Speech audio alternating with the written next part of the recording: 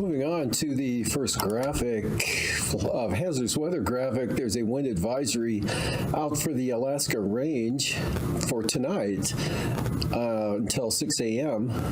Tuesday morning for winds gusting to 65 miles per hour. And from there, going to satellite imagery, you can see some clouds moving northeastward there to the eastern North Gulf Coast and beginning to spread into the northern panhandle, and then areas of clouds back across south central Alaska to a more extensive area extending from the Alaska Peninsula up across Bristol Bay into the southwest interior, and more clouds up over the northwest part of the state that extend down to St. Lawrence Island, and generally cloudy skies over the Bering Sea, maybe a few breaks around the eastern Aleutians, and then the next weak front spreading eastward there from Shemya, pushing some rain into Amchitka Island, and generally cloudy at Adak and mostly cloudy for Atka. On the chart today, you can see the precipitation field with that front out west there, not quite reaching Amchitka Island by afternoon, but definitely back to the west, and central Aleutians under the influence of high pressure, and then a little breezy with rain and snow showers over the eastern Aleutians. Became more extensive over the Alaska Peninsula and Bristol Bay today, with some rain and snow over Kodiak Island and breezy conditions, and areas of rain and snow over the western interior extending all the way up to the Seward Peninsula, and precipitation mostly along and south of the Alaska Range over southern Alaska today into the Madanuska-Susitna Valleys, rain and snow for the Kenai Peninsula, North Gulf Coast, into the northern panhandle, dry conditions over the southern southeast coast today, and mostly clear. A lot of, some breaks in the overcast, especially for the mid and upper Tanana Valley today, with temperatures rising into the 50s, in some cases even the lower 60s in some locations, and pretty fair conditions up over the Brooks Range on out toward the Arctic coast. For tonight, that front out west pushes eastward and brings a little bit of an increase in the wind and rain and snow to the central Aleutians tonight. Just a risk of some shower activity over the Fox Islands. A little bit better chance over the Alaska Peninsula and Bristol Bay, and especially along and under the trough axis there from Bristol Bay up across the Yukon-Kuskokwim Delta. Chance of some shower activity into the Kuskokwim Valley, as well as the Seward Peninsula and St. Lawrence Island. Also a chance of some scattered snow showers over the Brooks Range and maybe the North Slope, with a few flurries and patchy areas of fog for the Arctic coast that extend down into the Chukchi Sea through the Bering Strait areas. Otherwise, for the Panhandle, beginning with that cold front pushing eastward, start to increase the clouds and rain and snow over the northern Panhandle, but stays dry down to the south of that high pressure area over British Columbia.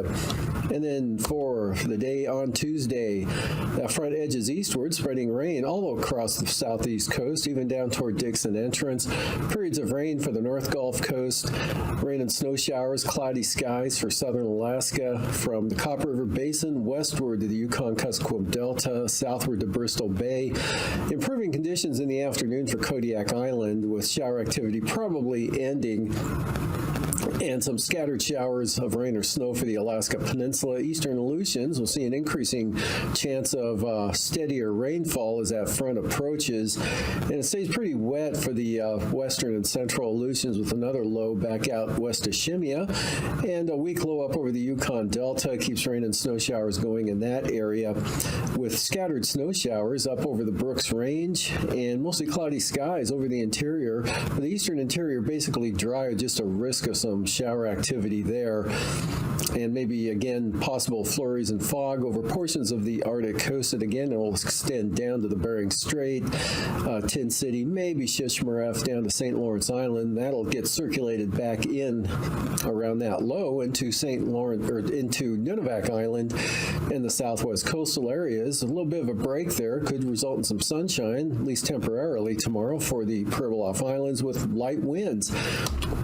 And then the outlook for Wednesday, much of interior Alaska will be cloudy with chance of moisture from the North Gulf Coast up across the eastern interior.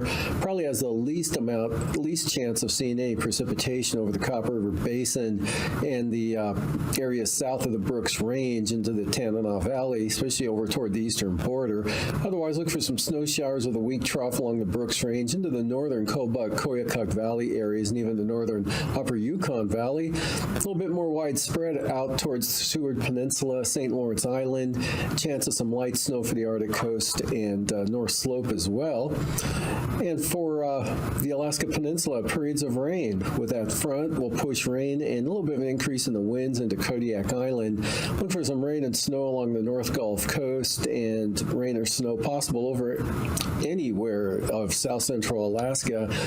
And just a risk of a shower or two over the southern panhandle, but a better chance up toward Juneau, Klondike Highway, Haines, up to Skagway, and of course Yakutat. And showers for the central Aleutians drying out toward Chimney-Attu. Lows for tonight, mid-40s for the southeast coast, upper 20s for the Copper River Basin, lower to mid-30s for south central Alaska, upper 20s to lower 30s for the Kuskokwim Valley, mid-30s Bristol Bay and Kodiak Island. Highs tomorrow, 40 to 48 across all of southern and interior Alaska, closer to 40 for Bristol Bay. Highs in the 50s for the southeast coast, followed by lows right around 40 for the Panhandle, lower 30s for the North Gulf Coast, and 30 to 35 south central Alaska, upper 20s Copper River Basin, Kuskokwim Valley, and Bristol Bay. Highs on Wednesday afternoon, 50 to 55 again for the southeast coast, otherwise in the 40s for south central Alaska, Copper River Basin, Kodiak Island, Bristol Bay, near 40 in the Kuskokwim Valley. Up to the north, lows tonight, 20s in the interior, teens for the North Slope and Arctic coast. And for the highs, 20s for the Arctic coast, 30s for the Brooks Range, and then in the 40s for the central interior, cooler out toward the Seward Peninsula. And for the Wednesday morning lows, upper 20s for the interior areas, near 20 in the Brooks Range, and then 15 to 20 for the North Slope and Arctic coast, followed by highs, 45 to 50 for the eastern interior, and mostly in the 30s out toward the Seward Peninsula, Norton Sound, and Kotzebue, and in the 20s for the Arctic coast. And for the southwest coast, upper 20s for the lows, lower 20s St. Lawrence Island, mid-20s for the Pribilofs, Alaska Peninsula and the Aleutians, 30 to 35. Highs for tomorrow, 40 to 45 for the Aleutians, Alaska Peninsula, mid-30s for the Pribilofs and the southwest coast, upper 20s for St. Lawrence Island, lower 20s for Wednesday morning for Savunga and Gamble, mid-20s for the southwest coast, mid-20s for the Pribilofs, and mid-30s for the Aleutians and Alaska Peninsula. Highs again in or near the lower 40s for the Aleutians for Wednesday afternoon, while the Pribilofs looking at right around maybe a little above freezing, 30 to 35 for the southwest coast. Highs in the upper 20s there for St. Lawrence Island and maybe the upper 30s for Chimney-Attu. Otherwise, the Alaska Peninsula looking at 40 to 45. And now, aviation weather around Alaska. Flying weather for Tuesday morning. A lot of IFR out west along the west coast from Bristol Bay up across Nunivak Island, Yukon-Kuskokwim Delta, north across the Seward Peninsula, then northeast there, right into the western Brooks Range and to the central and eastern North Slope and Arctic coast. Also another area of IFR along and south of the Brooks Range. And marginal VFR with IFR to the east and west of the for southern Alaska there, and a zone of IFR from the southeastern Copper River Basin down across Yakutat and along the coast of the Panhandle, with better conditions off to the east and southeast, VFR actually, for most of southern southeast coast into Dixon Entrance, and then some IFR out west with the next front pushing eastward there, at least to Adak, and it looks like for the afternoon that goes across Atka Island and starts to bear down on Unmak Island, and the whole area seems to fall apart a little bit as it pushes up into the Bering Sea. Remainder of the Bering Sea, marginal VFR for Tuesday afternoon, right into the western interior. Much of the North Slope, Brooks Range, and Arctic coast will be covered in marginal VFR flying conditions. Some IFR along the western Alaska Range, marginal VFR, central Alaska Range there, and a narrow band of IFR right in the Coast Range eastward there to maybe north of Yakutat, Lincoln Glacier Bay, and along the central coast of the Panhandle. VFR holding over the southern and southeastern, southeast coastal areas. VFR for Kodiak Island up into Cook Inlet in the southern Susitna Valley, as well as the eastern interior. And for Wednesday morning, IFR, northern Yukon Delta, across Norton Sound, Seward Peninsula, Kotzebue Sound, northwest coast, and much of the North Slope and Arctic coast, a little bit better off to the east, and some IFR lingering there along and south of the Brooks Range area, maybe into the northern Koyukuk and upper Yukon valleys. But the southern upper Yukon Valley into Nenana, Fairbanks, eastward to Eagle, in the 40-mile country, north of the Alaska Range, looking pretty good with VFR Wednesday morning. Some IFR for the North Gulf Coast in the mountains, and again down across the eastern Panhandle now with marginal VFR for the western southeast coast, and a band of IFR there across the southern Bering Sea drops southward across the Alaska Peninsula. And then for Wednesday afternoon, some marginal VFR for the Arctic coast, otherwise the North Slope breaking out to VFR flying. Not much change over the eastern interior. And out west, marginal VFR, pretty widespread from the Koyukuk Valley out to the Chukchi Sea, and covering much of the western interior, including the Kuskokwim Valley, and then up along the Alaska Range into the Mananuska Valley, VFR Cook Inlet, and IFR Togiak Bay into northeastern Bristol Bay, as well as southwest Kodiak Island, improving pretty good over the Panhandle, mostly VFR in the afternoon. Anatuvik, marginal VFR, Adigan as well. Lake Clark and Merrill, IFR at times throughout the day on Tuesday, especially on the eastern entrances. Same forecast for rainy, lowest conditions on the eastern entrance. Windy, marginal VFR. And for Isabel, looking pretty marginal as well. Mentasta, marginal VFR at times. And for Tanita, marginal VFR at some point in the day on Tuesday. Portage, same forecast, pretty much marginal VFR throughout the entire day with Chilkoot and White, IFR. Freezing levels, west central Aleutians, 2,000 to 4,000 feet, but getting a few more lines on this chart now, you can see with a big upper level ridge building over western Canada, we've got 6,000 feet up into the Yukon, 2,000 to 4,000 feet over the eastern interior now, and 4,000 to 8,000 feet across the southeast coast. And for icing, several bands of possible isolated moderate rime icing from the eastern interior down across the eastern North Gulf Coast, northern Panhandle, that all sliding northward, and another band in across the southwest interior, down across Cook Inlet and Fognak Island, and yet another zone for the eastern Aleutians. And for the jet stream, westerly 70 knots across Bristol Bay, turns south 120 knots there, right into the Yakutat area, 9,000 feet, 55 to 60 knot southerlies across the northern Panhandle, and 3,000 feet, much lighter winds at this elevation. Turbulence-wise, light to isolated moderate turbulence, northern southeast coast to Yakutat, Bristol Bay, the Alaska Peninsula, Kuskokwim Delta, eastern Aleutians, and maybe Adak and Atka.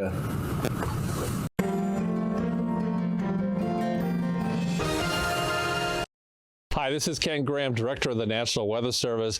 I'm in Alaska. I'm in Juneau and spent an incredible day today talking to the forecasters, the entire staff, electronics crew, everybody over at the Weather Service Forecast Office in Juneau. Absolutely amazing to hear about the uniqueness of where we are. And we met with partners today. Just an absolutely wonderful day. I want to say something I've never said before.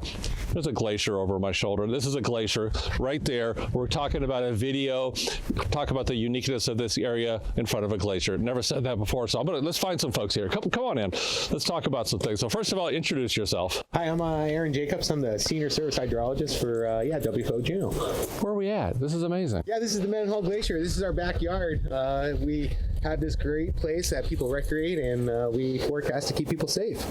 So talking about keeping people safe, I've learned some things today about the uniqueness of the area, the hazards, so much marine. I mean, you're flying in here or taking a boat, you're not coming in, right? So talk about the uniqueness of working here. So the uniqueness of working here is that we have a lot of remote locations, not a lot of information, but we still need to provide the same information that the lower 48 provides. So we use all the skills and information that we know and pattern recognition to be able to put out this forecast the best that we can to give the public the best information possible. So you're on the desk, you're working here. What are some of the biggest challenges that you have that maybe others don't have in other parts of the country? It's definitely difficult to get to some of these places to help with our IDSS and with our partners. It is difficult to get to some of these locations and really partner with these emergency managers within these communities. But there are other ways that we have been able to utilize technologies to help bridge those gaps, and we're just hoping that in the future we'll be able to visit those places and give the real information hands-on like we should. What would you say is the biggest hazard? Biggest hazard is this is twofold. Probably like you were saying, is the way to get in here, in and out, is by boat or by airplane. So typically our marine forecast and our aviation forecast is pretty important for life and property, and also just travel, just to get in and around this area. So to get food and your mail, your milk, emergency equipment, we need to have those lines of communication and transportation lines open. Incredible. Thanks for what you do. Appreciate it. Thank you. All right, who else is going to talk to me? Come on in. We're going to bring some other folks in here, and the very first thing, the same type of thing. Come on in. Tell us who you are and what you do. My name's Caleb Cravens. I'm a meteorologist here at WFO Juneau. Now, one of the things that I heard many times today, looking around at the whole group, many times today, the size of your county warning area compared to what state? Florida. Florida. Everybody keeps saying this, compared to Florida. So how about the uniqueness? One office, huge size. What makes that unique and challenging? I would say some of the challenging parts is, you compare the state of Florida to the area that we're forecasting for, and you look at how many, WFOs there are in Florida, and if you compare it to our area, there's just one of us. And, it's the whole area, it's unique. It has its own challenges. You're looking at marine weather, you're looking at aviation, you're looking at winter weather. So anything, you got avalanches, you have landslides, and then also you have flooding concerns due to heavy precipitation. We are in the rainforest here in Southeast Alaska. Now, something that you all talked to me about today that I thought was interesting as well. I mean, I hear sometimes, the population differences between Florida and Alaska, but talked about commerce. I mean, think about what Alaska contributes to the economy. Can you talk about that? There's some important stuff going on here. Right. A lot of people may not realize it, but the amount of commerce that goes into the Gulf of Alaska, whether it be via air or marine, we have also cruise ships, so tourism. In Juneau, in the summer, our population doubles every day. We hold up to about 6 cruise ships every day, each cruise ship holding around 3,000 to 5,000 people, even 6,000 at sometimes. You get 6, that's 30,000 people, and our population here in Juneau is 35,000. So just that in itself, it adds forecast challenges. But the cargo as well that comes in to Alaska through the lower 48 that connects the traffic that connects Alaska to the lower 48, food. Seafood industry is just huge. Talk about the seafood economy in Alaska. Fishing here is a part of everyday life here. A lot of people make their money from fishing. Millions of dollars go into the fishing industry here in Alaska. So the people on the water are constantly looking at our forecast, and so us being able to get accurate and timely information to our mariners is really important here. I'll tell you, thank you for what you do. What a big impact you have. What a great time being able to meet with everybody here and hear how important the Weather Service Forecast Office Juneau is supporting the economy, supporting the safety of mariners in flight. Just absolutely amazing to hear the stories today. And we're talking about the forecast around the area, around Juneau and portions of Alaska. It's so complex. I mean, you think about there's ice, there's sea level, but then you look at mountains. I mean, it's just complexity of the entire forecast. And now we're going to bring in meteorologists in charge. I mean, Jeff, this is, but there's a glacier back here. Jeff, I don't know. I just wanted to make sure we reiterate there's a glacier back behind me. 2.5 miles from our forecast office, folks. Which is amazing. So please introduce yourself. I'm Jeff Garman. I'm the meteorologist in charge here at the National Weather Service in wonderful, beautiful Juneau, Alaska. So talk about the complexities of the forecast. I mean, you think about, again, a mountain. You got a lake, sea level, all this going on. How much is that a challenge? How challenging is that? It's really tough, Ken, for the models to resolve this. Yeah. And we talk about, we look at our forecast, it's in grid points, right? In those 2.5 kilometer grids that we have. And the fact is, in this one grid right here that we're trying to forecast for, there's a 5,000-foot mountain up next to sea level. And this area right here has its own microclimate. From where the glacier is right here, there can be a 15-degree difference between here and the airport. And that's only how many miles? Yeah. Maybe 5 miles at the most. You go to North Douglas, you can have a foot of snow over there, not get much here, and you reverse that back, you could end up with a foot of snow here, and then downtown Juneau gets an inch. And it's not a very large area wide, large area that we're talking about here. And it takes time here as a forecaster to really build that knowledge of know when to deviate from the computer model. So we'll always need forecasters here at least for many more years, at least in my career. And being in charge of the office here in Juneau, what would you say is one of the biggest challenges you have? Well, I think, keeping a full staff here is probably the biggest challenge we have because, let's face it, it's 2,000 to almost 3,000 miles away from some of these folks' families. And so that's something when you move here you have to think about a little bit. And it takes a long time to get back to, quote, home from Juneau. So those are some of the bigger challenges, but we find ways to overcome that, and we support each other as an office, and we have a nice team here. That's what we always say, National Weather Service, we're family. No matter where you are in the Weather Service, we're family here. So right here, great video with the meteorologist in charge, Jeff Garman, and a glacier. So just amazing to be able to talk about the great things that you do. Thanks, Jeff. And did he say glacier? I did. Okay.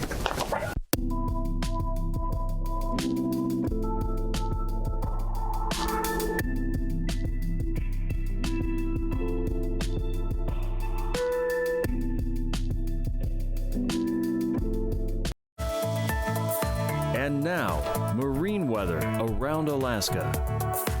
Coastal water forecast for the southeast coast, south to southeast winds 20 to 25 knots. And for the central and north coast, south to southeast winds 25 knots. Lynn Canal, south winds 20 knots with gusts to 35 knots. And Stevens Passage, also looking at gale force gusts from the south to 35.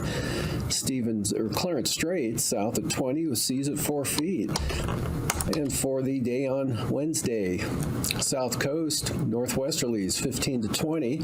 And for the north coast, variable 10 to 15 knots with seas at around 8 feet. Lynn Canal, south winds 15 knots. Stevens Passage, northwest at 15. And Clarence Strait, northwest winds 20 knots. Prince William Sound on Tuesday, southeast at 10. North Gulf Coast, variable to southeast 10 to 15 knots. Seas about 8 feet. Small craft advisories for Kamishak Bay and the Barren Islands, southeast at 25 for both locations. Cook Inlet, northeast, east to northeast, 10 to 15. And for Wednesday, Cook Inlet, southeast winds 15 to 20 knots with 4-foot seas.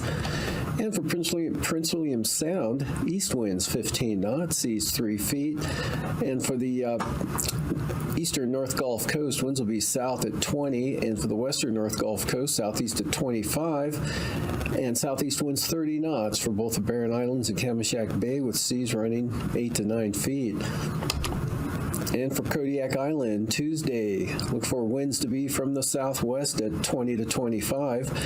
For the Alaska Peninsula, westerlies 20 to 25 knots with 6 to 9 foot seas. And Bristol Bay, west winds 25 knots, seas 5 feet.